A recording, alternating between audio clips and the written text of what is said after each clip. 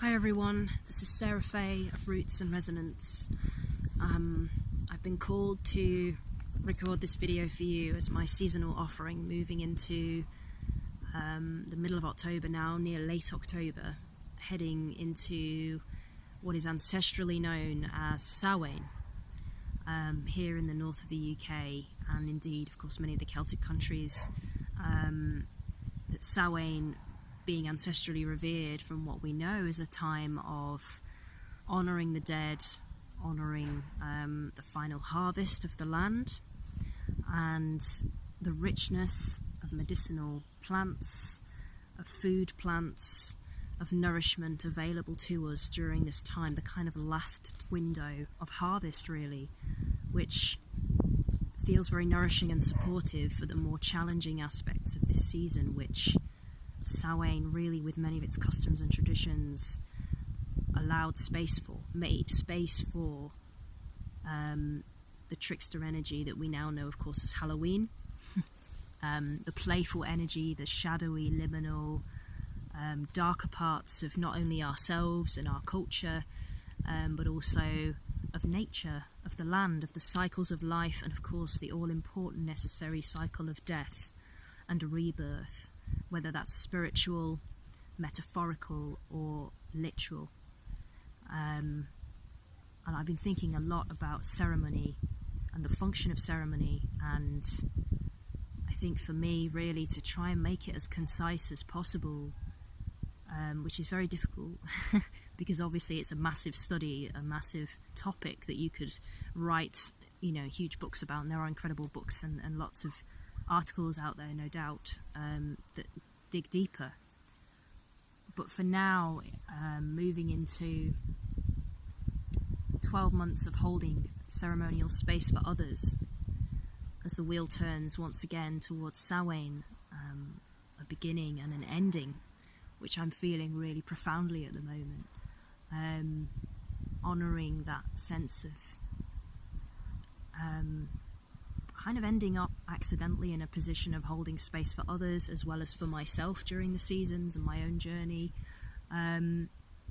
noticing the importance of ceremony and how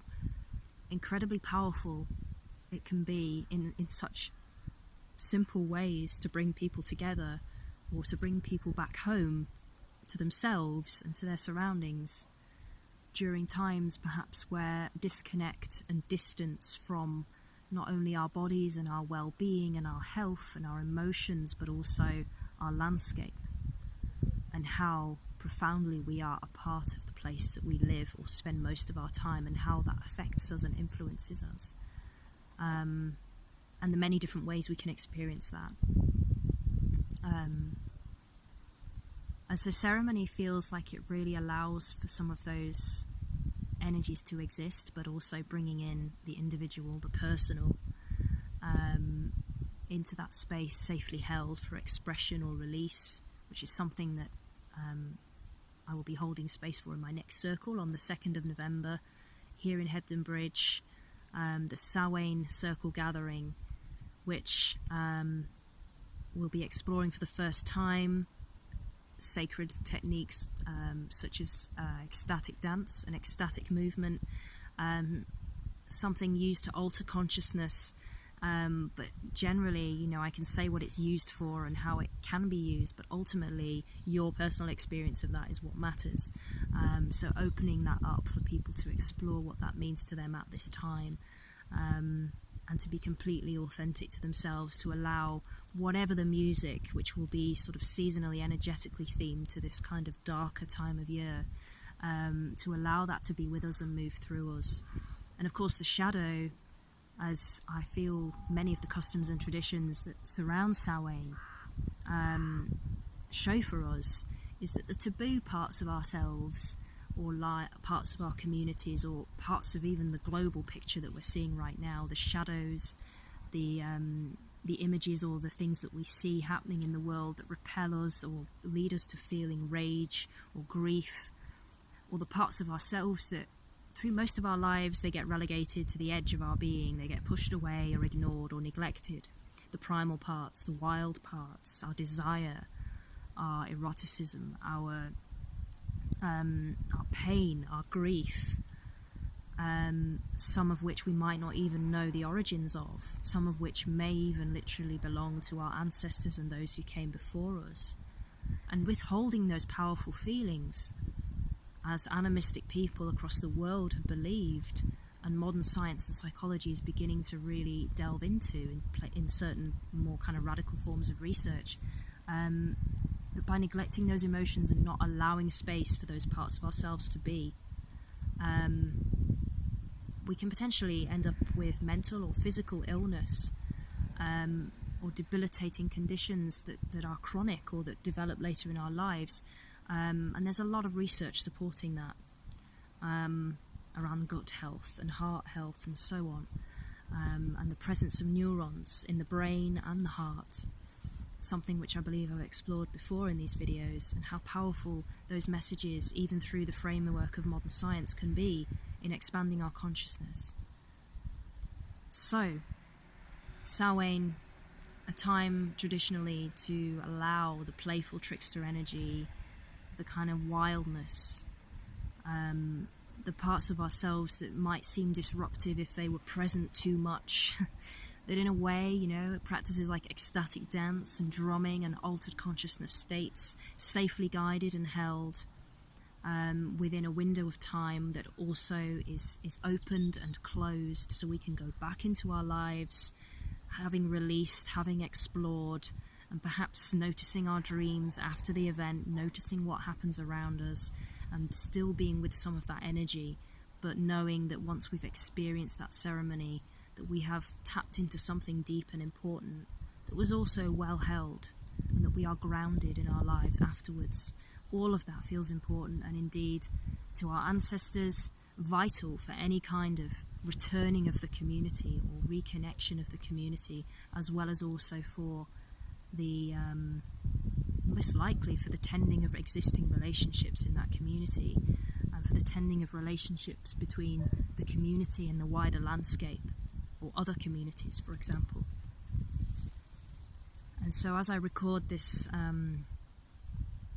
this video, I'm in a beautiful landscape that reminds me of many of those themes,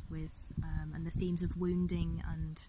how even in traumatic places, not only within ourselves, but also within the landscape, like here, this is a landscape that's been through some pretty significant disturbance through quarrying, that the gaps and voids left by these rocks, these huge beautiful rocks that have just been tumbled out from the earth and left, that there's this incredible birch tree behind me you can just about see the limbs of, and maybe you know, their relations, their other birch tree companions in front of me, growing out of other gaps and places in rock and earth that before the birch trees may have been left empty and dry and exposed. But now those places have been filled,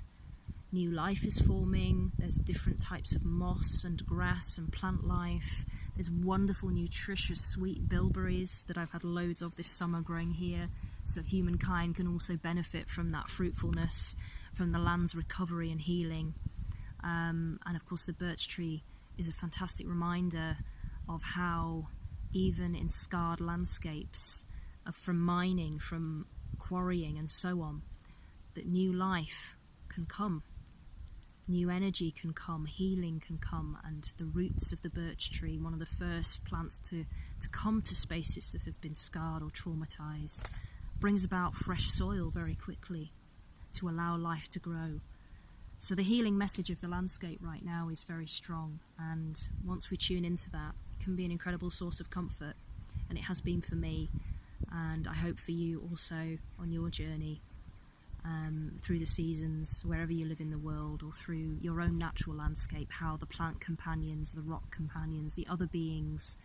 how your connection and relationship with them and appreciation of them informs your own story, and maybe even punctuates it through the vision of a bird or a colourful insect. Being with those moments really mindfully is incredibly nourishing, and the earth's gift that we can reciprocate and be part of. which is another function of ceremony, to be able to offer our gratitude and our thanks for the other than human as well as the human experience, which is a really important part of the circles that I hold. So if you are in Calder Valley and you would like to experience the Samhain energy, please do get in touch for the 2nd of November. And my Facebook page has the event details and how to book. And so now I will leave you with a poem, which in some way I hope will bring together some of the themes that I've touched upon around ancestry, around belonging, around grief and tending the taboo and the challenging in our culture and society, and how the gaping wounds that we feel and sometimes don't even attribute to a particular life event, for example, how we carry those, and how ceremony can be a fantastic healing container for that. But so can art and poetry and many other beautiful ways of expressing who and what we really are and telling our stories, so that we can fall in love with the earth, to quote Martin Shaw, mythmaker and storyteller, from his podcast, which I will put a link to somewhere near this video. A beautiful podcast exploring storytelling and its purpose, which really made me think about ceremony and how I feel as though ceremony is a time and space where personal story and collective story comes together and is woven together, that each experience is completely unique. So I invite you to sit in ceremony, whether personally in your own unique way or whether in a collective space with others,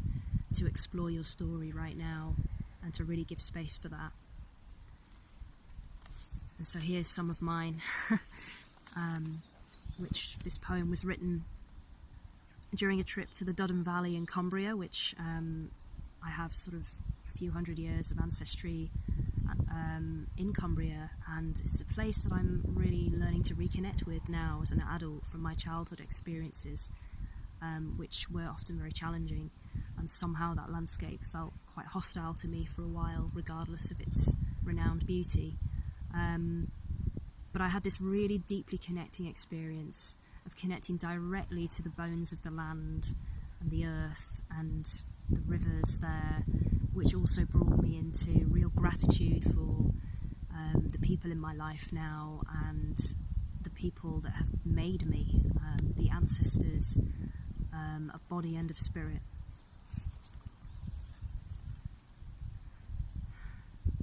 A language older than conscious word sings through my bones. A moment in time caught forever in precarious rock giants, moved by great folds of ice, tectonics, fire. The ever-changing slate-blue water holds their memory as they rest, slow-beating stone hearts, forged from fire and ice, monolith hearts, slow, not cold. Eddies, spirals, water playing, fish jumping, body exhaling. The sunlight on moss and oak. My breath lifts as I feel held by familiar mountains, the constant first ancestors, crag and fell, river dell, mossy twisted oak. By firelight, a timeless scene, bent figures over flame and log, laughter and starlight, a language of magic shared, yet so old it is forgotten. Forgotten by a culture of haste, hungry ghosts, unbelonging, don't be held captive, feel into the place deeper than bone. Close your eyes and wander the moorlands of memory, soon to regrow like dense forest, roots, black wet earth, blood, DNA. A place disguised as hunger unsatisfied, that calls for the songs, the stories, the toil of heart and hunt, the soft nettle-strong rope of land love and fire circle. Somewhere inside you, a grand elder, whose name, long ashen, smiles wide, inviting you to drink from their cup. You can learn their name. through the lines on your body, the grit of your people, salty and wise, after all these years still surviving. The taste of wild mushrooms foraged in the same woods they walked barefoot and peaceful in twilight, singing an old song of river and lover, the feel of those fells underfoot. As they walked with their sheep in droves, the wild blast of rain and the hang of fog,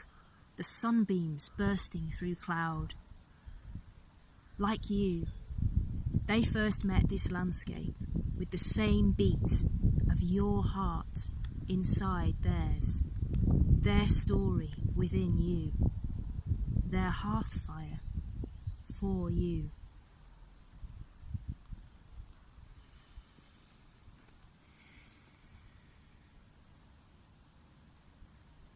So I wish you some resonance with those words, and if any of that speaks to you, I really welcome and appreciate any comments